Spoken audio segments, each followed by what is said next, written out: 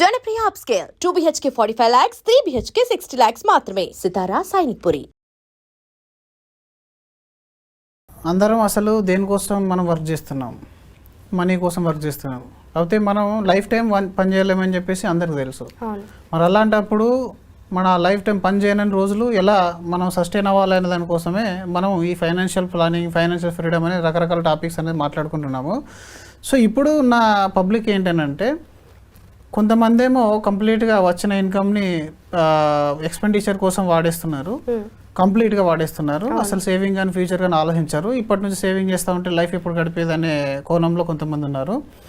ఇంకొంతమంది ఏమో వచ్చిన దానికి అంటే ఎక్కువ కష్టపడుతున్నారు, అంటే ఉన్నదానికంటే ఎక్కువ కష్టపడేసి అసలు డబ్బు అని అంటే ఓన్లీ సంపాదిస్తేనే వస్తుంది, వేరే ఏ విధంగా కూడా డబ్బు అనేది రాదు. కాబట్టి లెఫ్ట్ అండ్ రైట్ బిజినెస్లో కానీ జాబ్లో కానీ ఇంకెలాంటి తన సొంత డ్రీమ్స్ కానీ తన యొక్క సొంత హ్యాబిట్స్ కానీ అవన్నీ కూడా పక్కన పెట్టేసి ఓన్లీ డబ్బు పైన డబ్బు అని డబ్బు వెనుక పరిగెత్తున్నారు.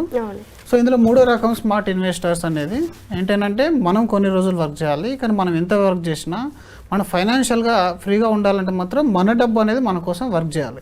సో మన డబ్బు మన కోసం వర్క్ చేయాలన్నప్పుడు చాలా మందికి ఏంటంటే, ఇప్పుడు రకరకాల అవెన్యూస్ అనేది మనకు అవైలబుల్ ఉన్నాయి. కొంతమంది స్టాక్స్ అంటారు, కొంతమంది మ్యూచువల్ ఫండ్స్, కొంతమంది గోల్డ్ అంటారు, కొంతమంది రియల్ ఎస్టేట్ అంటారు, ఇంకొంతమందికి రిటర్న్ వెంబడి పరిగెత్తారు, ఎక్కడ హైయెస్ట్ రిటర్న్ వస్తుంది అనేది. ఇంకొంతమందికి పక్కనోడు ఏది చేస్తే అది చేస్తూ ఉంటారు. సో ఇట్లా ఒక ఏజెంట్ అడిగిందని ఒక పాలసీ ఇవ్వడము, రియల్ ఎస్టేట్ ఫ్రెండ్ అడిగిందని ఒక ప్లాట్ కొనేసేయడము. సో ఇట్లా మీకు నచ్చింది చేసుకుంటూ వెళ్ళిపోతే ఫైనాన్షియల్ ఫ్రీడమ్ ఎప్పటికి రాదు. సో ఇట్లా మల్టిపుల్ ఇన్వెస్ట్మెంట్ ప్లాన్స్లో మనం చూస్ చేసుకోవాల్సిన బెస్ట్ ఏంటంటే, ఈ రోజుల్లో మనం ఎప్పుడైనా సరే మనకు బెస్ట్ ఏంటి అనేది ఈచ్ ఇండివిజువల్కి డిఫరెంట్గా ఉంటుంది. అది మనం అర్థం చేసుకోవాలి. నాకు బెస్ట్ అయినది మీకు బెస్ట్ కాకపోవచ్చు, మీకు బెస్ట్ అయింది నాకు బెస్ట్ కాకపోవచ్చు. సో అలా మీకు ఎగ్జాంపుల్ కూడా చెప్తాను. ఫర్ ఎగ్జాంపుల్, ఒక ఫైనాన్షియల్ ఫీల్డ్లో ఉన్న వ్యక్తి స్టాక్స్ కొంటూ అమ్ముతూ డబ్బు సంపాదిస్తున్నాడు. అండ్ ఆయనకు అందులో ఒక 18%, 17% సిఏజర్ వర్కౌట్ అవుతుంది అనుకుంటే, ఒక ఫుల్ టైం జాబ్ చేసే అలాంటి వ్యక్తికి నార్మల్గా బయట నాకు ఆ స్టాక్స్ గురించి కూడా తెలియదు, నేను స్టాక్ చేయడానికి, ట్రేడింగ్ చేయడానికి కానీ, అలాగే నేను ఇన్వెస్ట్మెంట్ చేయడానికి కానీ, దాన్ని అనలైజ్ చేసుకోవడానికి కానీ నా దగ్గర టైం లేదు. ఇప్పుడు అది మీకు బెటర్ అయింది, ఆయనకు బెటర్ అయింది, నాకు బెటర్ కాదు. సో నా ప్లస్ నా ఏజ్ ఇప్పుడు ఎక్కువ ఉంది అనుకుంటాను, నాకు 60 ఏళ్ళు ఉన్నాయి. 60 ఏళ్ళు ఉన్న వ్యక్తికి ఈరోజు నేను మ్యూచువల్ ఫండ్లో స్మాల్ క్యాప్, మిడ్ క్యాప్ పెట్టానంటే అది కూడా కరెక్ట్ సొల్యూషన్ కాదు. కాబట్టి ఈచ్ పర్సన్కి డిఫరెంట్ ఉంటుంది. ఏ ఇన్వెస్ట్మెంట్ మీకు కంఫర్ట్ ఇస్తుందో దానిలోకి వెళ్ళండి. కంఫర్ట్ ఎలా ఉండాలి? ఆ కంఫర్ట్ అంటే మీ అవసరాలకు పనిచేయాలి. అది ప్రతిది ఏంటంటే మీ అవసరాలకు అది ఏ విధంగా యూజ్ అవుతుంది అనేది చాలా చాలా ఇంపార్టెంట్ మనకి. ఇప్పుడు అవసరాల కంటే మరి ఏంటి సార్ మళ్ళీ కన్ఫ్యూజన్లోకి వెళ్తున్నాము అని చెప్పేసి అందరూ అనుకుంటారు. ఏదైనా సరే ఇన్వెస్ట్మెంట్ అనేది 2 రకాలు. ఒకటి గోల్ బేస్డ్, ఏదైతే మనం ఒక గోల్ పెట్టుకుంటామో దానికి డిఫరెంట్ అసెట్ క్లాస్ అనలైజ్ చేసేసి ఆ గోల్ రీచ్ అవ్వడానికి ఏది బెస్ట్ సులభతరమైన మార్గం అనేది మనం ఒకటి చూసుకుంటాము. అలా కాకుండా వెల్త్ బిల్డింగ్ ఒక గోల్ పెట్టుకుంటాము. ఈ గోల్స్ అనేది ఏం లేదు, నాకు డబ్బు సంపాదించడము, ఇంత అక్యుములేట్ చేయడము, 1 crore, 2 crores, 3 crores నేను అక్యుములేట్ చేయాలి, నాకు టైం ఇంత ఉంది. సో దీన్ని పెట్టుకొని మనం ప్లాన్ చేయడం అనేది 2వ రకమైన మార్గం అనమాట. సో అందరు చేసేది ఏంటంటే, జనరల్గా పబ్లిక్ అందరు చేసేది ఏంటంటే, ఏదైనా సరే ఇన్వెస్ట్మెంట్ అనుకున్నప్పుడు రిటర్న్ ఒక్కటి ఆలోచిస్తారు. రిటర్న్ ఒక్కదంతా పని అవ్వదు. ఇప్పుడు ఒక 1,00,000 రూపాయలు సంపాదించే వ్యక్తి 90,000 ఖర్చు చేసి 10,000 25% రిటర్న్ వచ్చే దగ్గర సేవ్ చేశాడు. అదే 70,000 సంపాదించే వ్యక్తి 50,000 ఖర్చు పెట్టుకొని 20,000 సేవ్ చేస్తున్నాడు. ఏదైతే 70,000 శాలరీ ఉందో ఆయనకు ఓన్లీ 12% ఇంట్రెస్ట్ వస్తుంది, లేదా 12% రిటర్న్ వస్తుంది. 10,000 ఆయనకి ఎంత వచ్చింది? 20-25% రిటర్న్ వచ్చింది. ఒక 10 ఏళ్ళ తర్వాత ఎవరి లైఫ్ వెల్తీగా ఉంటుంది? డెఫినెట్గా ఎక్కువ సేవ్ చేసిన దగ్గర ఉంటుంది. నువ్వు ఇక్కడ ఏం చేస్తున్నావు? ఎక్కువ రిటర్న్ చూస్తున్నావు, కానీ పెట్టేది ఎంత పెడుతున్నావు? చాలా తక్కువ పెడుతున్నావు. కానీ ఇక్కడ తక్కువ సంపాదించే వ్యక్తి ఎక్కువ పెడుతున్నాడు. ఈయన థింకింగ్ ఏంటి? లాంగ్ టర్మ్ కోసం. రిచ్ పీపుల్ యొక్క థింకింగ్ ఎప్పుడైనా సరే లాంగ్ టర్మ్ పైన ఉంటుంది, అసెట్స్ పైన ఉంటుంది. Poor people, middle class people ఏముంటుంది అంటే, ఈ రోజు ఏం చేయండి, ఈ వీకెండ్లో ఏం చేయండి.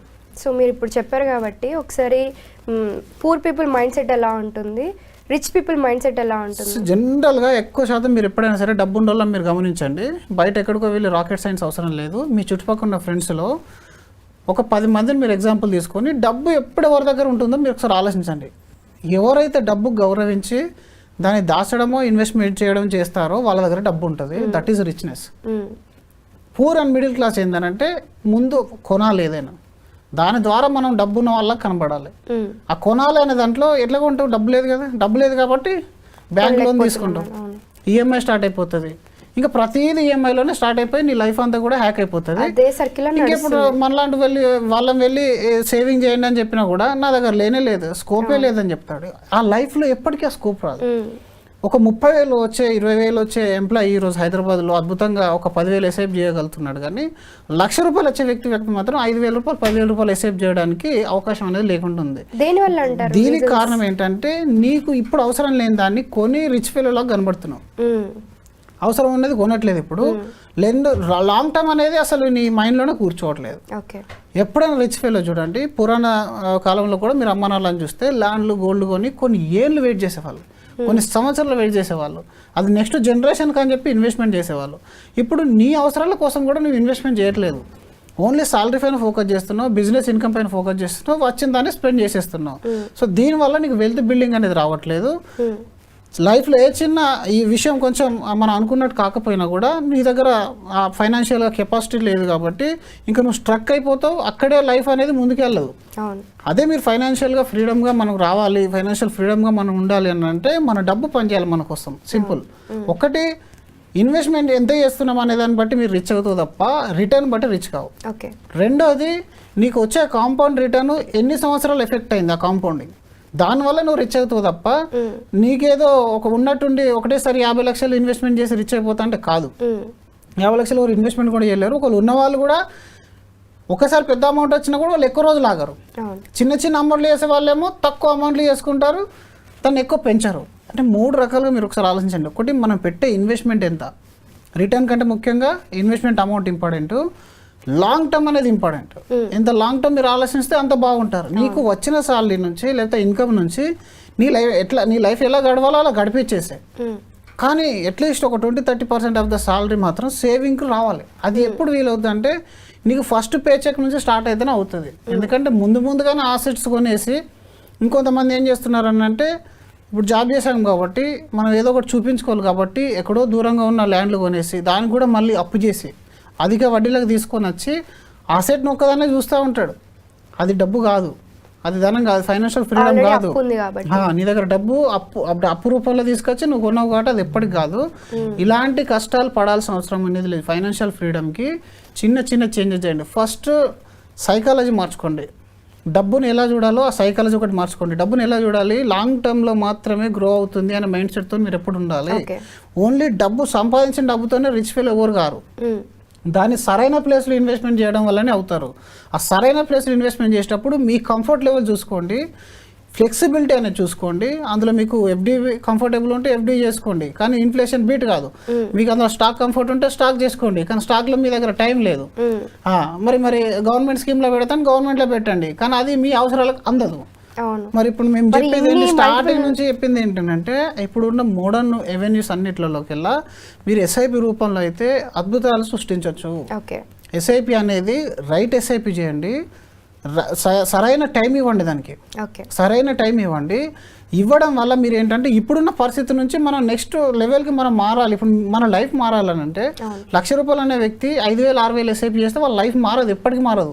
5,000 ఏదో పక్కన ఉండిపోతుంది అంతే.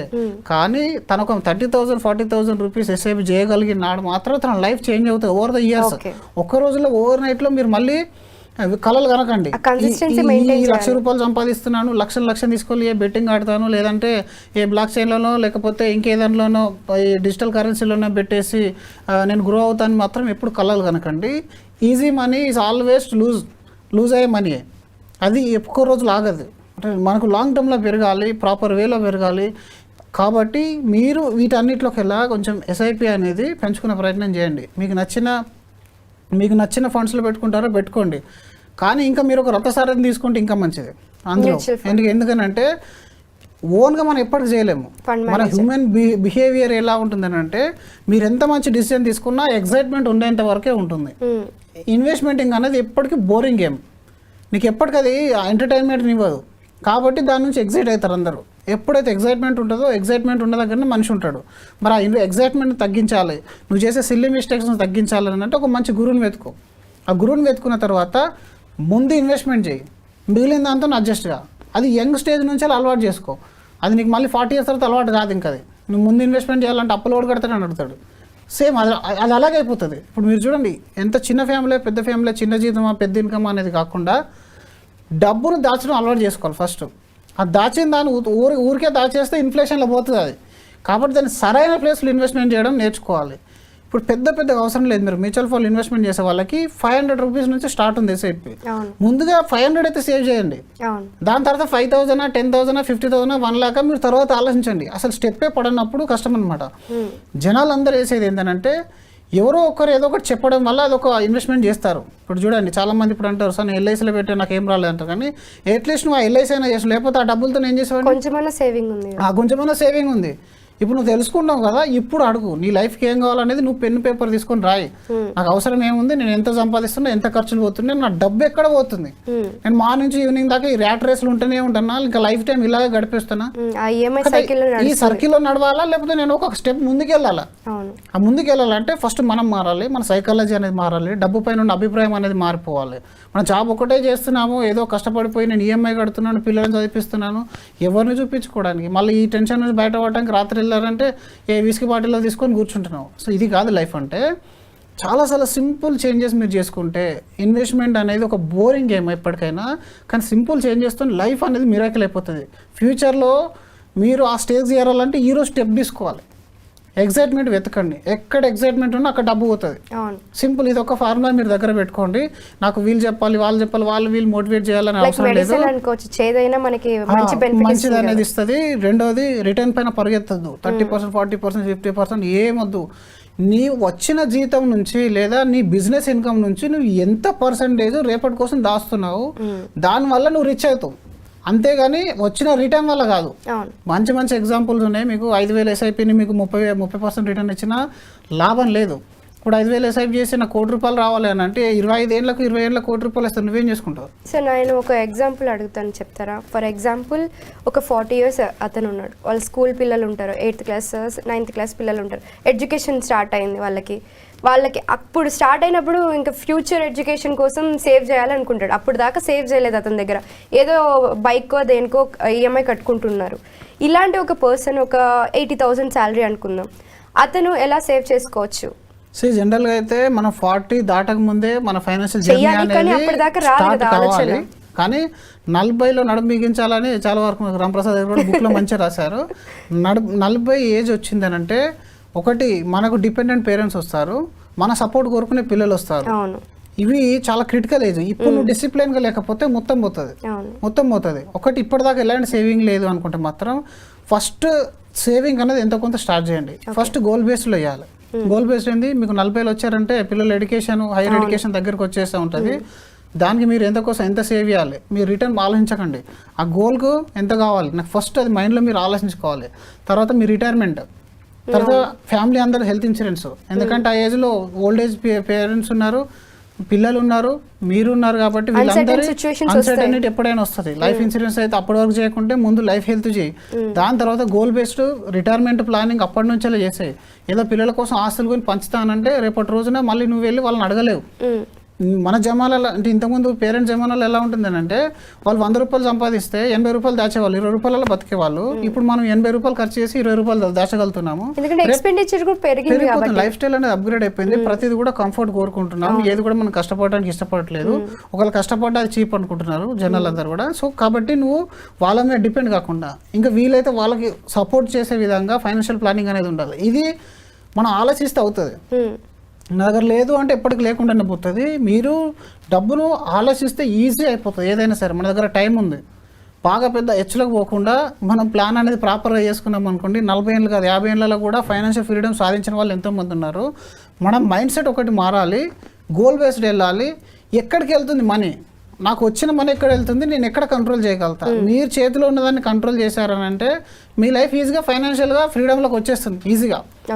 మన చేతిలో కొన్నిసార్లు మిస్టేక్ అని తెలిసి కూడా చేస్తూ ఉంటాం అనమాట. ఇప్పుడు కొంతమందికి చూడండి, లేట్ లేవడం తప్పు అని అంటే తెలిసి కూడా లేటే లేస్తున్నాం అని అంటే అది మన తప్పు అనమాట. అది ఆఫీస్లో లేట్ అవుతుంది, డెఫినెట్లీ పర్ఫార్మెన్స్ బాగుండదు. అలాగే బిజినెస్లో కూడా అంతే, మనకు పూర్ సేల్స్ ఉన్నాయని అంటే ఏదైనా ఒక యాక్షన్ తీసుకోవాలను, యాక్షన్ తీసుకుని డెఫినెట్లీ ఇంప్రూవ్మెంట్ అనేది ఉంటుంది, యాక్షన్కు రియాక్షన్ వస్తుంది కదా. అలాగే ఇన్వెస్ట్మెంట్లో కూడా అంతే, నువ్వు ఇప్పటిదాకా చేయలేవు అనే ధోరణి నువ్వు పక్కన పెట్టేసి ఎంతో కొంత స్టార్ట్ చేయి. ఓకే. ఇప్పుడు నీ పిల్లల ఎడ్యుకేషన్కు నువ్వు 50,000 ఎస్ఐడ్ చేయాలి, కానీ అంత లేదు కదా. అవును. అట్లీస్ట్ 5,000 చేయి. ఓకే. చేస్తే నీకు తర్వాత ఐడియా వస్తుంది, అసలు నేను 5,000 ఎందుకు చేయగలుగుతున్నాను, where is my money is going అనే ఐడియా వస్తుంది. 10 years ఉంటుంది అంటే మనకి ఇంకా అంటే పిల్లలు ఎదుగుతారు కాబట్టి 45 అంటే 55 10 years వరకు అనుకోవచ్చు. మీరు పిల్లలకు వాళ్ళకు 30 ఏళ్ళు వచ్చేంత వరకు ప్లానింగ్ చేయాలి. అవును. వాళ్ళకి 30 ఏళ్ళు వచ్చిందంటే 25 గ్రాడ్యుయేషన్ అయిపోతే ఇంకో 5 years ఒకవేళ అటు ఇటు అయినా కూడా 10 years లో ఈయన 5,000 చేసుకున్న ఒక సర్టెన్ ఇన్కమ్ 5-10 అని కాదు, సర్టెన్ ఇన్కమ్ అని ఎప్పుడైనా వచ్చేస్తుంది, కానీ 5-10 అని మనం ఆలోచించద్దు. మీకు మిగిలిన దాన్ని అంత ఇన్వెస్ట్మెంట్ చేసేయండి. ఎంతైతే మిగిలిందో దాన్ని మీరు ఇన్వెస్ట్మెంట్ చేసేయండి. మిగిలాలంటే ఏం చేయాలని అది ఆలోచించండి. మళ్ళీ ఎక్స్ప్లోర్ ఆపర్చునిటీస్ కూడా ఉన్నాయి కదా, side income opportunities passive income కూడా ప్యాసివ్ ఇన్కమ్ ఉన్నాయి. యూజ్లెస్ ఏదైతే ఎక్స్పెండిచర్ ఉందో దాన్ని మీరు కొంచెం కంట్రోల్ చేసేయండి. అలాగే ఎక్కడెక్కడ పిచ్చి పిచ్చి పాలసీలు అన్ని కడతా ఉంటారు, ఫస్ట్ దాన్ని కంట్రోల్ చేయండి. ఎక్కడెక్కడో ప్రాపర్టీస్లలో ఇన్వెస్ట్మెంట్ చేస్తూ ఉంటారు, అది కంట్రోల్ చేసుకోండి. ఫస్ట్ మీ ముందన్న గోల్స్కి ఏది యూజ్ అవుతుందో దానికి ఫోకస్ చేసేయండి. ఒక్కొక్కటి అది అయిపోతూ ఉంటే స్టెప్ బై స్టెప్ అయిపోతా అంటే మీకు కొంచెం కాన్ఫిడెన్స్ వస్తే డెఫినెట్గా మీకు సేవింగ్ అనేది కనబడుతుంది, ఇన్వెస్ట్మెంట్ అనేది కనబడుతుంది. అప్పుడు మీరు ఫ్రీగా మూవ్ అవ్వచ్చు. అంతేగాని ఈ ఒక సైడ్ ఈ గోల్స్ అన్ని పక్కన ఉంటాయి, ఇంకో సైడ్ ఆస్తులు కొంటావు. ఒక సైడ్ ఈ గోల్స్ అన్ని పెండింగ్ ఉంటాయి, ఇంకో సైడ్ కార్లు కొంటున్నావు, ఇల్లు అప్గ్రేడ్ చేస్తున్నావు, ఇంట్లో వస్తువులు అప్గ్రేడ్ చేస్తున్నావు. ఎక్కడికి వెళ్తున్నావు? అది మన దగ్గర లేదు. లగ్జరీ లైఫ్కి అలవాటు పడిపోయి ఒక సైడ్ నీ దగ్గర డబ్బులు లేవు, ఇన్వెస్ట్మెంట్కు డబ్బులు లేవు, లైఫ్ అప్గ్రేడ్ చేయడానికి ఎట్లా వచ్చింది డబ్బు? అంటే నువ్వు ఏది ప్రియారిటీ దాన్ని, అంటే ఏది అత్యవసరం అనేది నెసెసిటీ నువ్వు మైండ్లో ఫిక్స్ చేసుకుంటున్నావు. నువ్వు ఇక్కడ ఏంటంటే వాంట్స్ పైన వెళ్ళిపోతున్నావు, నీడ్స్ ఆలోచించట్లేదు. What is need, what is want, ఈ రెండింటి మధ్య డిఫరెన్స్ ఇన్వాల్వ్ వాళ్ళకి డబ్బు ఎప్పుడు ఉండదు. అదే మీరు అవసరం లేని, ఇప్పుడు వారెన్ బఫెట్ కూడా చెప్తారు కదా, మనకు అవసరం లేని వస్తువులు మనం కొంటే రేపు అవసరం ఉన్న వస్తువులను అమ్మాల్సి వస్తుంది.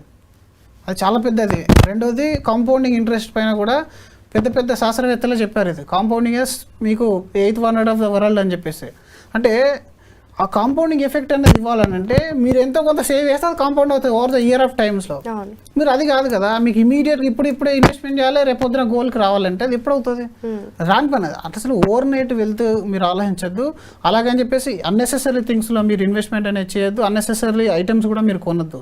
ఈ 3 ప్రాపర్గా చూసుకున్నట్టయితే మీరు చెప్తున్నట్లుగా అంటే ఫైనాన్షియల్ ఫ్రీడమ్ రావాలి అంటే ఫైనాన్షియల్ డిసిప్లిన్ కూడా ఉండాలి అంటే డిసిప్లిన్ అన్నిటికీ మూల కారణం. ఒకటి, డబ్బు ఎప్పుడైనా సరే లాంగ్ టర్మ్ మీరు ఆలోచించాలి, ఎప్పుడైనా సరే డికేడ్స్ దాకా ఆలోచించాలి. మీరు సంవత్సరాలు 5, 10, 15 ఇట్లాంటివి ఆలోచిస్తేనే డబ్బు అనేది మీ దగ్గర ఉంటుంది. ఇట్లా ఓవర్ నైట్స్ కానీ వీకెండ్స్ వరకు మనకు ఇది అది కొనాలి అది కొనాలి ఇట్లా రావాలంటే ఎప్పటికి రాదు అది. అట్లా ఆ ట్రాప్లోకి వెళ్ళి మీరు ముందు బయటపడాలి. మనీని రెస్పెక్ట్ చేస్తే 100% మీ దగ్గర ఉంటుంది. Okay sir, thank you so much. Thank you అండి. మరి ఇలాంటి డౌట్స్ ఏమైనా ఉంటాయి ఫైనాన్షియల్ ఫ్రీడమ్కి సంబంధించి కానీ, లేకపోతే ఫైనాన్షియల్గా ఎలా ఇన్వెస్ట్ చేయాలి, ఏమేమి ప్లాన్స్ ఉన్నాయి, వీటిలన్నిటి గురించి తెలుసుకోవాలంటే మధు గారిది 16th వెబినార్ జరుగుతుంది. దాంట్లో రిజిస్టర్ చేసుకొని మీకు కావాల్సిన డౌట్స్ అన్నీ క్లియర్ చేసుకోవచ్చు. Thank you so much.